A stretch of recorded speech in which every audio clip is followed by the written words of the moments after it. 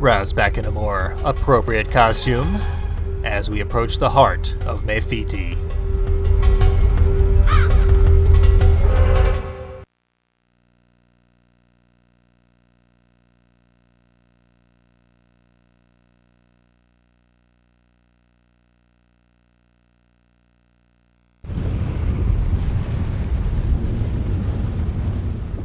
And what lies within that archway appears to be a very elaborate ziggurat built upon the lava of an active volcano.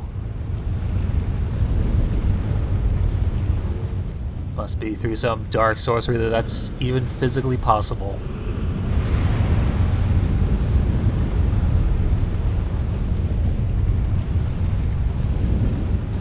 It would seem as though this has been a base of operation for the Kasai for a very, very long time. I like to infer from the previous areas of Meifiti we've seen that it was once a thriving area that either flooded or crumbled through some catastrophe, was then abandoned. And then the Kasai moved in because it is seemingly uninhabitable, so no one would ever think to look for them. They could operate in secret for as long as they have to.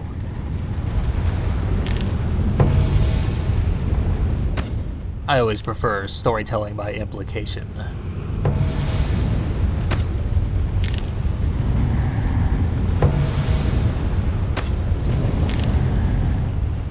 The guards of this internal structure are unarmored for the most part. Probably because it's pretty insanely hot in the core of a volcano.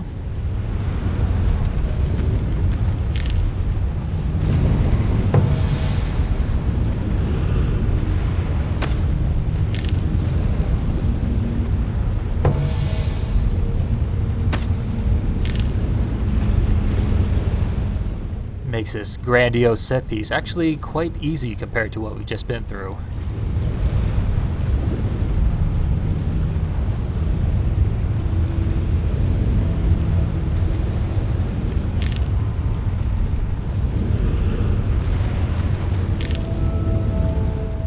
Just out of sight of him. Maybe we can get a lock on. Did I get him? Yes.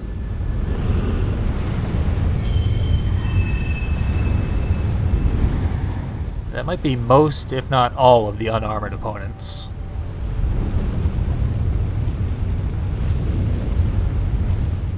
There's still some distant archers. The ladders are all in their upright position, so we'll need Kuzo to drop them for us. Kind of a time waster.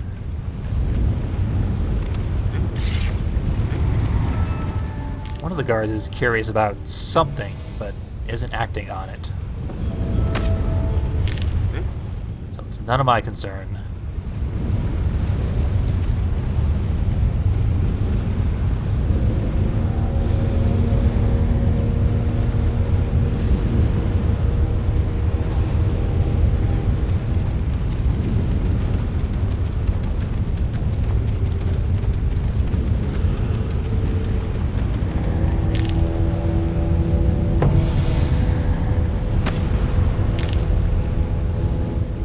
With that, we should be clear to climb to the next step.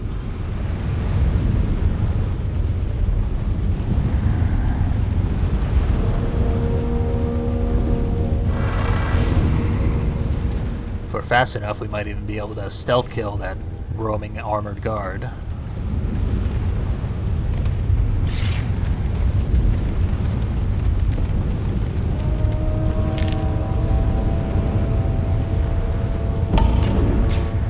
Okay, looks like I cleared that archer earlier.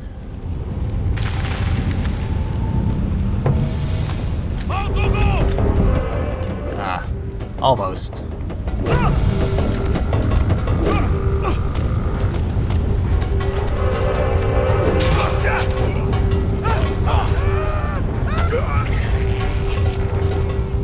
At least I can still say I didn't need my weapon to take care of him.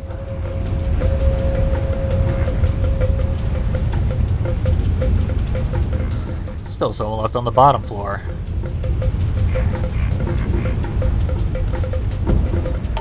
They're well past being able to aid their dark leader now.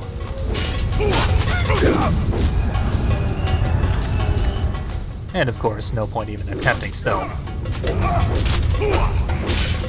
Once you're spotted, everyone knows you're here.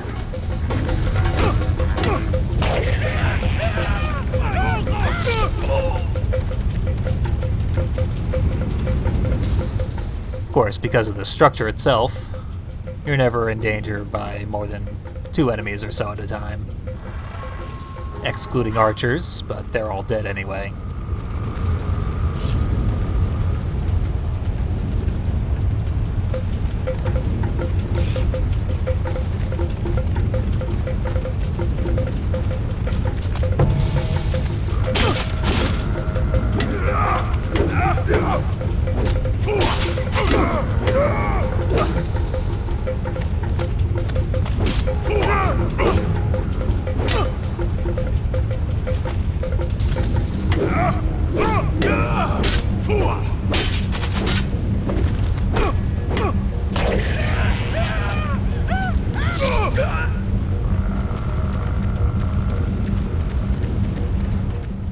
That's another step clear.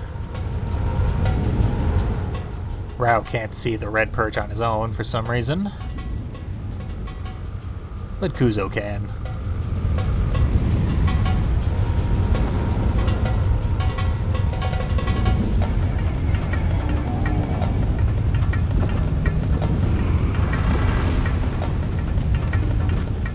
Now to claim our victory and save the day.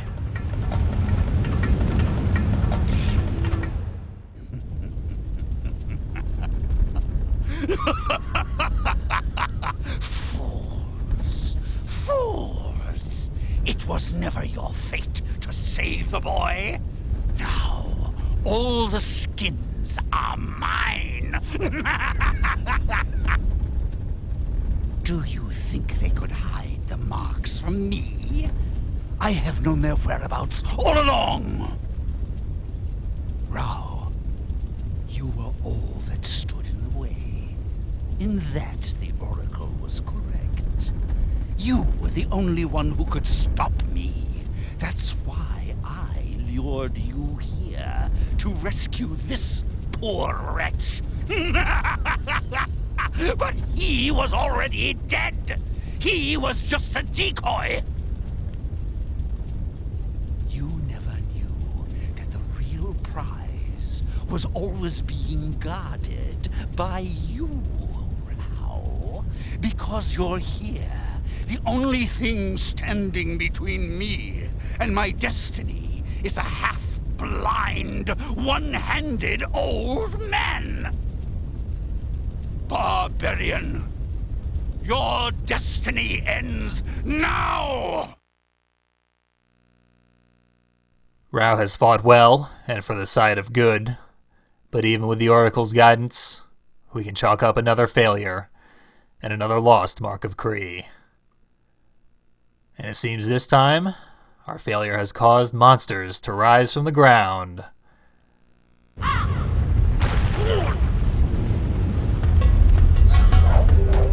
Zombies are now the immediate cohorts of the Dark One.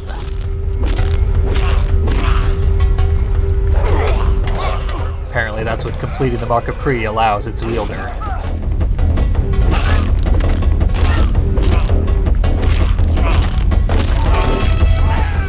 Of course, his actions have been so heinous that Rao is more furious than he's ever been. These zombies stand absolutely no chance.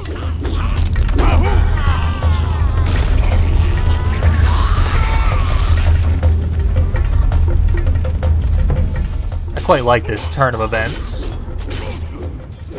Even though our hero is perhaps the most competent human to ever live, he is nonetheless a victim of fate.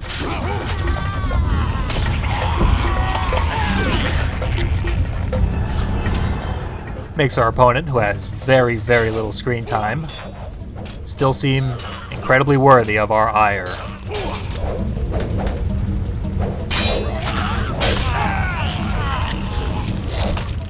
Another good trick played by the developers is to introduce non-human opponents at the very end of the game.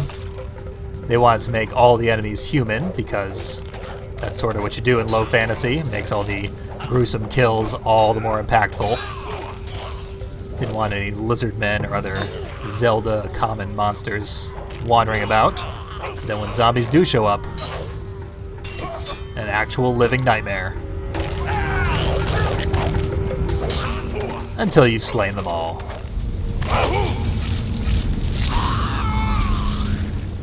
But as good as that feels, it's but a very small victory in a seemingly lost war.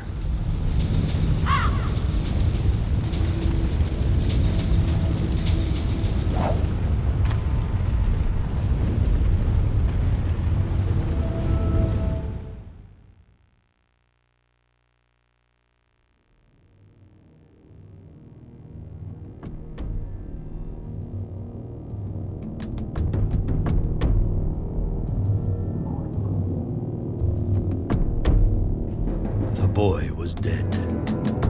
His mark in the Dark One's possession. It had been a trap all along, a decoy, a means of getting him away from his family. Now, Baumusu, last of the Rakus, would have to stand alone against the Kusai. Swiftly did my master travel. But as he approached the inn, a terrible sight greeted him. His home, for as long as he could remember, lay in ruins. The scent of death filled the air. His old friend, the innkeeper, lay where he had fallen, slain by many blows, his hand still clutching a sword. Then he saw Baumusu, propped up against a tree, surrounded by bodies bearing the sign of the Kusai. He sat still, axe in hand, pierced by many arrows. As my master approached, still alive, Baumusu opened his eye. Come close. She lives. Your sister lives. She bears the mark of Kree. She is the last of the 6. They took her south of here to a necropolis. You must seek out the desert. Look for an ancient city of death. Go help your sister. Here, boy, take my axe. It has served me well. Much blood did it drink here today. It was good to taste combat once more. Now, leave an old warrior to lay as he ended. Everything depends upon you now, Rao. Fulfill your destiny. Protect her.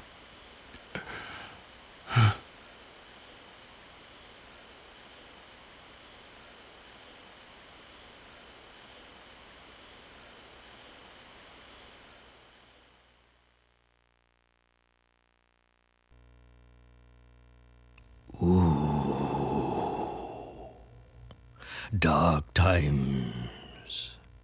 Dark times indeed. Much grief did Rao feel. The pain from his loss was great. With every step his hatred grew. With every step a fire rose burning deep within his heart. Fire that burned away his pain, turning it to anger. His heart demanded vengeance. His blade cried out for blood. The Dark One's trail was easy to follow. Deep within a desert, shrouded in night, the necromancer's home lay sprawled like the bones of some ancient beast. Outside its gates, bodies hung as a warning to any who would dare go further. My master scoffed at these warnings. His rage knew no bounds. Many men would die here today.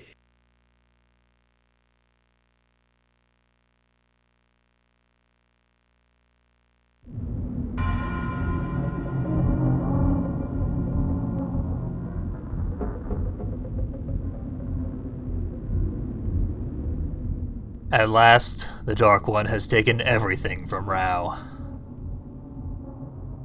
All he has left is the dim hope of saving his sister, the rage of a barbarian, and the axe of his fallen mentor.